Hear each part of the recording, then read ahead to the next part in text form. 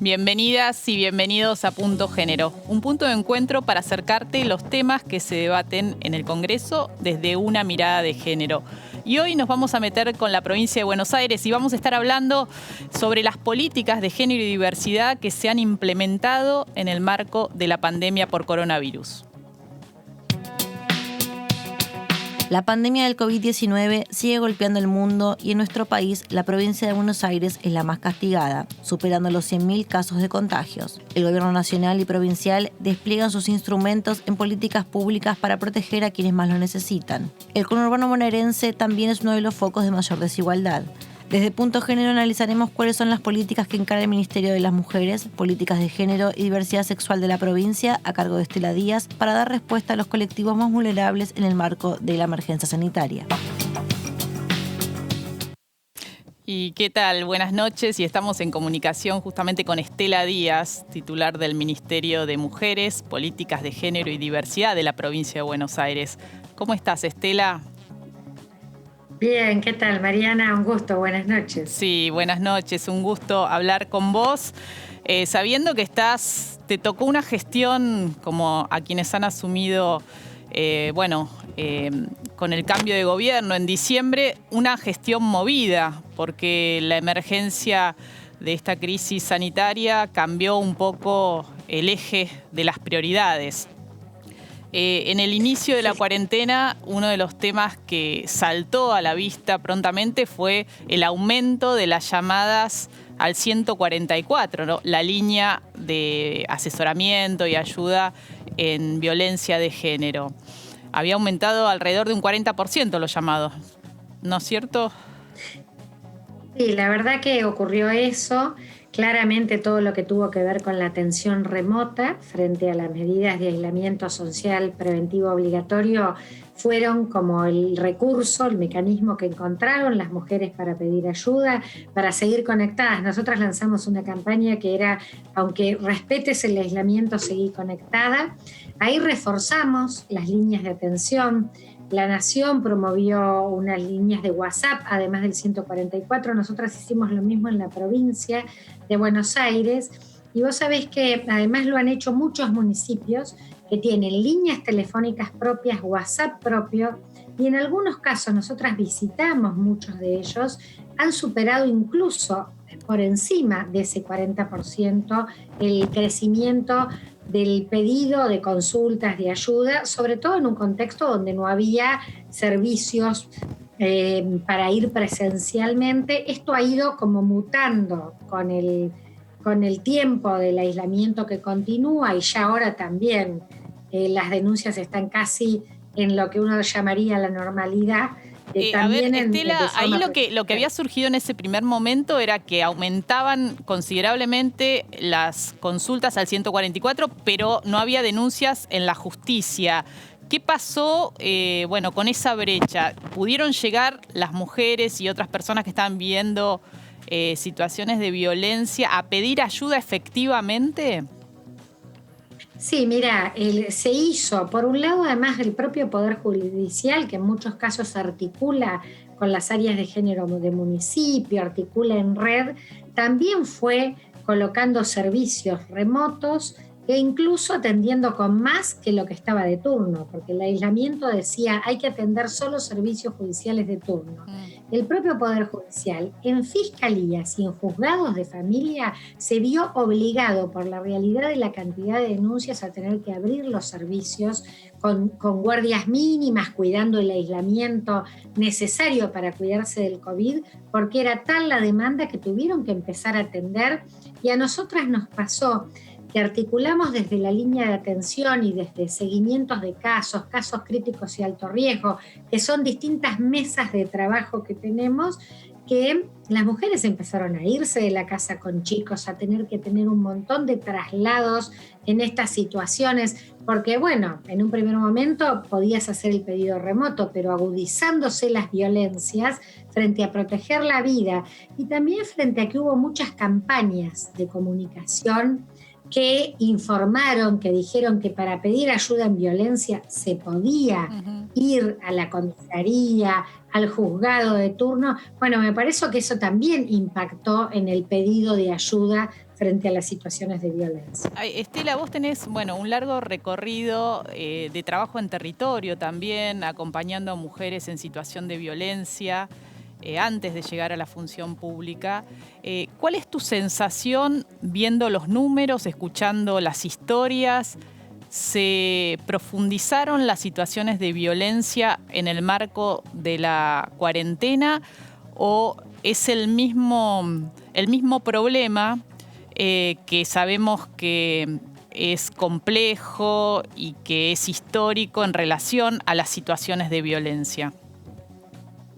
Sí, a mí me parece que hay un tema estructural. Nosotras sabemos, vos Mariana también, que hace tantos años que cubrís estos temas, que ya has publicado libros respecto a esta temática, sabemos que acá hay un problema estructural. La violencia de género es algo que obedece al sistema histórico, patriarcal, de relaciones desiguales de poder, que eso se expresa en distintos ámbitos de la sociedad, pero que en particular la violencia doméstica y familiar, ¿qué nos preocupaba? Que la pandemia nos obligaba al aislamiento en las casas y ese es el lugar de riesgo. Entonces, esto me parece que es la característica especial que había que mirar en el contexto de COVID. Que necesitábamos la estrategia del agresor de aislar a la víctima, en este caso no necesitaba estrategia porque necesitábamos aislarnos por la pandemia. Entonces este tema de que a veces te dificulta porque te saca de tus redes personales, familiares, del lugar de trabajo, teníamos que estar y seguimos estando hoy en esa situación en el conjunto de la sociedad en Argentina y en el mundo frente a la pandemia. Entonces ahí lo que sí me parece que ha ocurrido es que no solo que hay otra sensibilidad con el tema, que tenemos ministerio, que hemos reforzado, que se ha puesto un conjunto muy fuerte de políticas del Estado para reforzar las líneas de atención y que hay más visibilidad de la problemática y un Estado que dice hay que hacerse cargo en serio, hay que generar políticas para responder. Nosotros hemos tomado muchas personal para la línea 144, reforzamos la línea de casos críticos y alto riesgo, articulamos muchísimo con los municipios y con el Poder Judicial, que ellos mismos nos reconocen. Nosotros nos sentíamos en mucha soledad para atender. Hoy hay un fortalecimiento de las redes del Estado para dar respuestas. Y Estela, ¿cuáles son los nudos críticos que estás viendo y abordando desde el Ministerio de Mujeres hoy en este contexto de cuarentena y de aislamiento, sobre todo en el ámbito del conurbano, donde todavía el aislamiento social preventivo y obligatorio es más estricto que en otros municipios del resto de la provincia? Bueno, mira, nosotras lo que hicimos es, además de lo que te contaba en torno a la atención, es reforzar un dispositivo que tiene la provincia de Buenos Aires, que son las mesas locales de atención y prevención de la violencia, que es el ámbito para nosotras privilegiado para intervenir, porque sienta ahí a todos los organismos municipales, provinciales y a las organizaciones sociales que tienen que ver con el tema. Allí para nosotras hay que discutir, hoy en esta coyuntura, pero para adelante, estratégicamente, qué dispositivos tenemos, qué respuestas estamos dando, en qué momento de la violencia estamos dando respuestas, pero cuándo no. Y para mí lo que viene hacia adelante es cómo damos no solo una respuesta integralmente, sostenida en el tiempo, y cómo intervenimos en el conjunto del proceso, en la prevención, en la asistencia, en la atención y en la salida de las situaciones de violencia.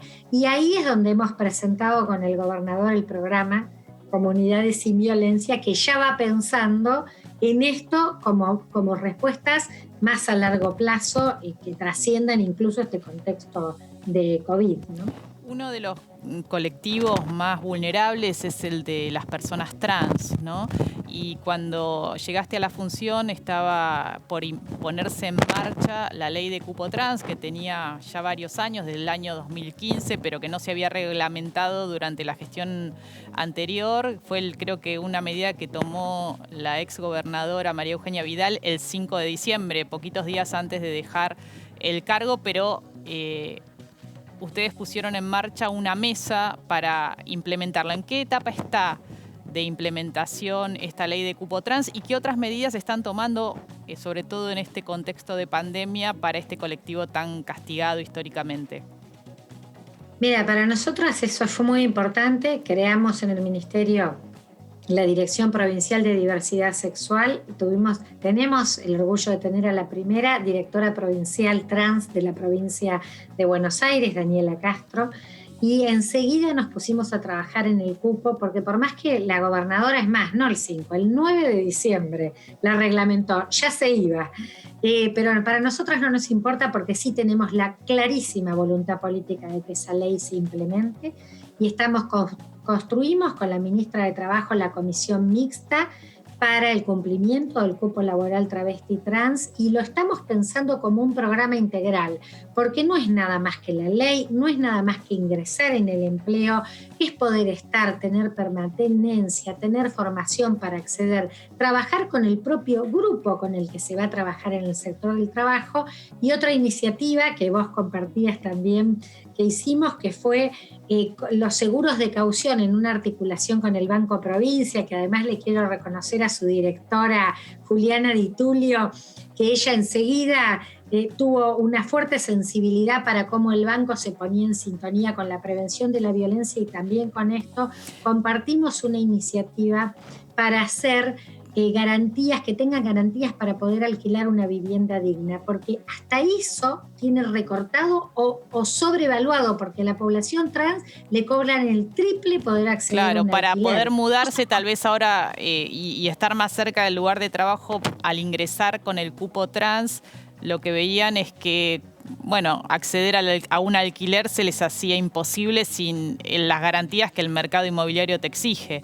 Este es el convenio, van a poner la garantía desde la Fundación Banco Provincia, es así, para que puedan... Con la Fundación Banco Provincia, con Seguros Provincia, porque bueno, hoy tenemos un banco que está mirando el desarrollo productivo de la provincia, cómo apoya al sector pyme, pero también cómo apoya políticas de inclusión, de igualdad. Digo, hasta podemos pensar que una banca que uno diría, uy, sí, la banca pública también tiene funciones en ese sentido. Vos sabés que hicimos una campaña de difusión, esto que te contaba que Juliana Di Tulio, lo trabajamos con ella, para que haya en las redes del banco, de la banca de internet, no quiero decirlo en inglés, incluso de los cajeros automáticos, de la cuenta DNI, cuando vos ingresás a hacer un trámite, te sale la campaña respecto a seguir conectada, si sufrís violencia, llama al 144, llama a los WhatsApp. El alcance es a más de 4 millones de personas de la provincia de Buenos Aires, la mayoría mujeres que usan estas redes. Qué interesante la posibilidad de articular donde hay mujeres con sensibilidad y con perspectiva de género en distintas áreas de gobierno, en distintos organismos públicos o privados que puedan tirar para el mismo lado. Quería hacerte una última pregunta. Leía en estos días que que hay una proporción mayor de mujeres que están consultando o donando plasma para el tratamiento de las personas que están internadas con coronavirus. ¿Es así? ¿Es un 70% de quienes donan mujeres? Sí, tal cual. Vos sabés que recién intercambiábamos durante el día de hoy con la responsable del área de género en el Ministerio de Salud, con la que estamos trabajando mucho también en este contexto para el acceso también a los derechos sexuales y reproductivos, el acceso a la ILE en contexto de pandemia, y charlábamos de que no nos parecía sorprendente. Las mujeres somos muy solidarias, estamos muy acostumbradas al cuidado, a esta de la empatía con la otra y con el otro, y hoy se necesita plasma, se necesita cuidar en los comedores, se necesita acompañar, y ahí estamos las mujeres, y se notaba clarísimo en este indicador del 70% en la donación. Bueno, Estela, muchísimas gracias por este rato que te robamos en el domingo, y bueno, seguiremos en contacto siguiendo la agenda de géneros y diversidad de la provincia de Buenos Aires. Muchas gracias a vos, Mariana, un gusto como siempre. Bueno, un abrazo. Estela es una amiga de muchos años de recorrer senderos juntas, así que siempre es un placer verla y sobre todo que esté en ese lugar en la provincia de Buenos Aires. Vamos al corte y ya volvemos con más Punto Género.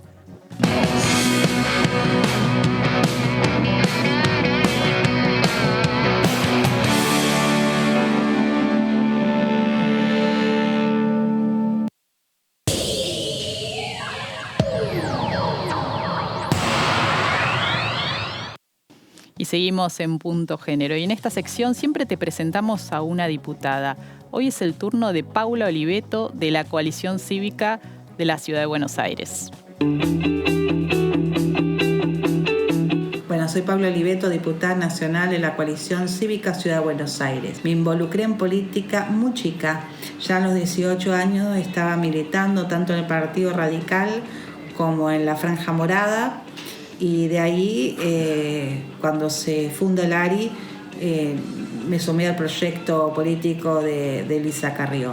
¿Qué significa la mujer en política? Una visión distinta. Las mujeres somos viscerales, somos frontales, decimos lo que pensamos. Tenemos una empatía con el otro mucho más profunda que los hombres, y una sensibilidad que le hace muy bien a la política. La paridad, pero la paridad en todo el sector público, tanto en el legislativo, que es lo que logramos, pero también en el judicial y en el Poder Ejecutivo.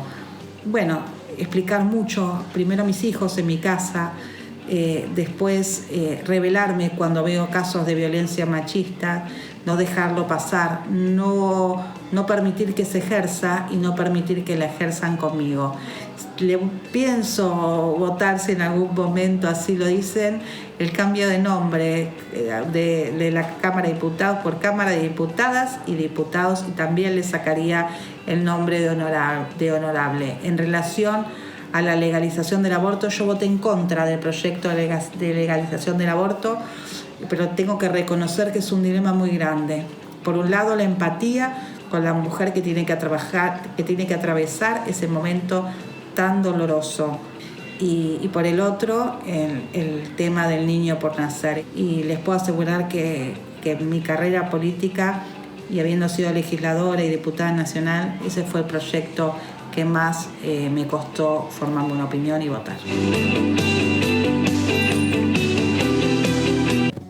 Y este jueves se conmemoró el Día Mundial de Lucha contra la Trata.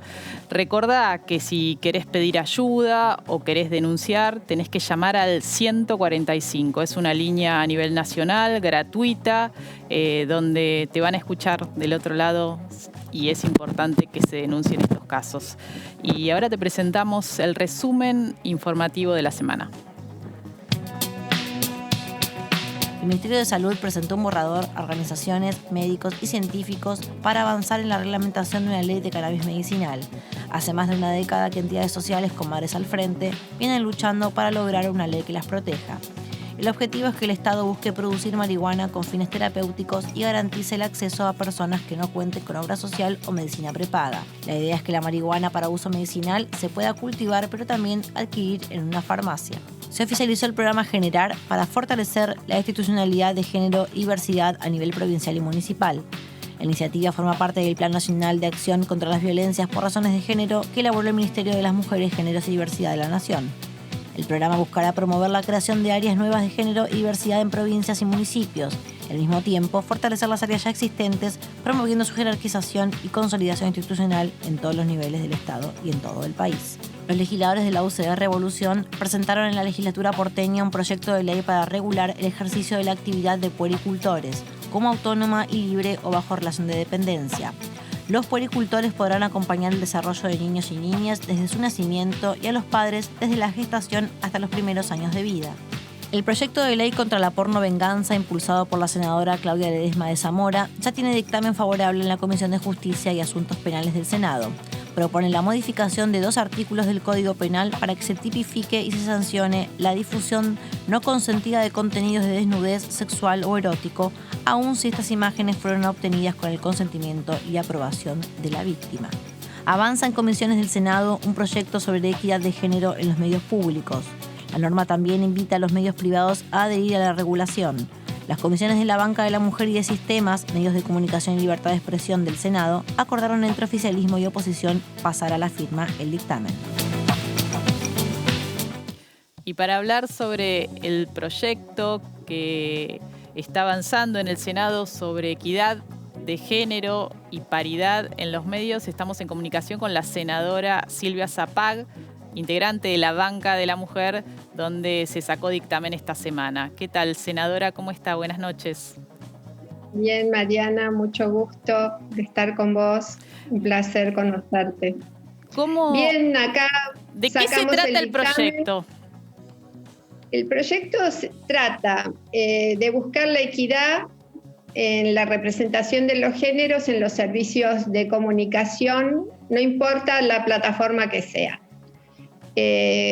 con una perspectiva de diversidad sexual.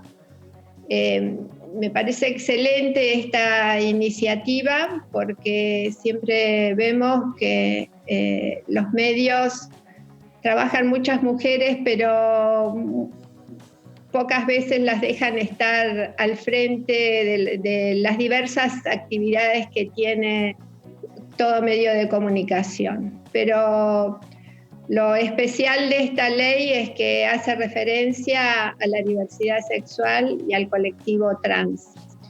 Y bueno, esto de visibilizar toda la diversidad que tenemos en nuestra humanidad me parece un avance, un camino que hay que seguir, es el surco que se empieza a marcar por dónde tenemos que transitar. Este es un proyecto, un proyecto que presentó la senadora Norma Durango, que encabeza la banca de la mujer, y que fue presentado e impulsado por el colectivo de periodistas argentinas con la consulta y la referencia a otras periodistas y comunicadoras de otras redes también que aportaron, que hicieron sus aportes para este texto que finalmente se estableció dictamen esta semana. A ver, es para los medios audiovisuales, es obligatorio para los medios públicos y para los medios privados o de gestión privada se establecen incentivos para su cumplimiento. Así es, hay todo un procedimiento de promoción para los medios privados. Para los públicos es obligatorio y los privados, los que cumplan una serie de condiciones, bueno, serán promocionadas, y esas condiciones corresponden a los procesos de selección de personal, de qué forma lo hacen y si tienen en cuenta toda la diversidad sexual y la equidad. Bueno, las políticas de inclusión laboral con perspectiva de género y diversidad sexual, promover articulación con organismos que se desempeñen políticas de cuidado para quienes estén en los servicios de comunicación, realizar campañas de institucionalización y concientización para el fomento de la igualdad de las personas. Sí. Una de las voces que se escucharon en el marco de la discusión de este proyecto fue en la comisión bicameral de medios, que estuvo la directora, la presidenta de RTA, de Radio y Televisión Argentina, Rosario Lufrano, y tenemos un fragmento de su exposición para compartir también con usted. Siempre pensaba, ¿por qué nos cuesta tanto hablar constantemente de fortalecer esa igualdad de género cuando en realidad nuestras leyes reconocen los mismos derechos para mujeres y hombres? Reconocen los derechos, nos dicen que tenemos las mismas responsabilidades, las mismas oportunidades, hablamos de principios jurídicos universales. Sin embargo, cuando vamos al tema de la equidad, te encontrás con ese concepto ético que se choca con la realidad, porque el concepto ético lo que hace es decirte que esa igualdad en definitiva no es real y que esa brecha es la que intentamos nosotros con la lucha de las mujeres, que aunque hoy consigamos algo, aunque hoy se vote una ley, la de matrimonio igualitario, la ley Micaela, o todo el esfuerzo que se viene haciendo, al día siguiente tenés que volver a la calle para seguir pidiendo que esa equidad sea real. Bueno, ahí escuchábamos a la presidenta de RTA, Rosario Lufrano, hablando un poco de lo que pasa, ¿no?, entre lo que se dice y lo que pasa efectivamente en los medios. Y una de las cuestiones que observamos y por las cuales sostenemos que es necesario un proyecto de estas características es porque, bueno, finalmente las mujeres y las integrantes de los colectivos de la diversidad son minoritarios, ¿no? En las pantallas, en los micrófonos, uno hace un relevamiento y basta pasar el dial en las radios y quiénes son los conductores. Están las mujeres, como decía usted, senadora, pero ¿dónde están? ¿Cree que los medios privados se van a entusiasmar con esta legislación? No creo que se entusiasmen, por eso los presionamos a través de la ley. Pero para ellos no es obligatorio. ¿Cuál sería el incentivo para que, se incorporen a adherir a este tipo de normativas, donde también está, como usted señalaba, en la ley, en el dictamen que sacamos, quedó medio light eso, porque se había puesto que quien no cumpliera eso, había una escala de cosas que podían sucederle. Sanciones. Y lo último, sanciones, no me salía la palabra. Pero eso para los medios públicos, para los cuales es obligatorio, pero digo, en los medios privados que no es obligatorio, que es, se los invita a adherir o a respetar esta representación. Se los invita, pero también está el llamado de atención y el apercibimiento. Antes en la redacción, en el borrador, estaba también la inhabilitación, pero en eso no estuvimos muy de acuerdo. No nos parece bien presionar de esa manera. Pero de todas formas, son llamados de atenciones y apercibimientos, pero de todas formas es un camino, Pero perdón, el incumplimiento es para los medios públicos, no para los privados, porque en los privados en realidad hay una invitación, no es obligatorio. No es obligatorio, pero también se los puede apercibir. Pero ¿cómo sería la sanción si son privados? ¿De qué forma se aplicaría? No lo sé. Eso va a tener que ser después cuando se reglamente. Sinceramente no está establecido en la ley eso. Bien. Pero yo creo que es un comienzo. Está bueno que suceda, que se vaya visibilizando todos los colectivos de la diversidad sexual. Hasta hace poco solamente luchábamos por la paridad de género entre varones y mujeres, y ahora ya estamos incorporando la diversidad sexual, lo cual es un avance también en nosotras mismas en la discusión dentro del feminismo. También tiene algo novedoso, que no estamos hablando acá de paridad, sino también de equidad, y esto es un avance dentro de la discusión feminista de esta ley. Esta ley tiene cosas muy buenas. Bueno, senadora, muchísimas gracias por su tiempo y por darnos este detalle. Gracias a ustedes, Mariana. Bueno. Muy amable. Y así llegamos al final de Punto Género. Espero que tengan buena semana y nos volvemos a encontrar el próximo domingo a las 21. Chau.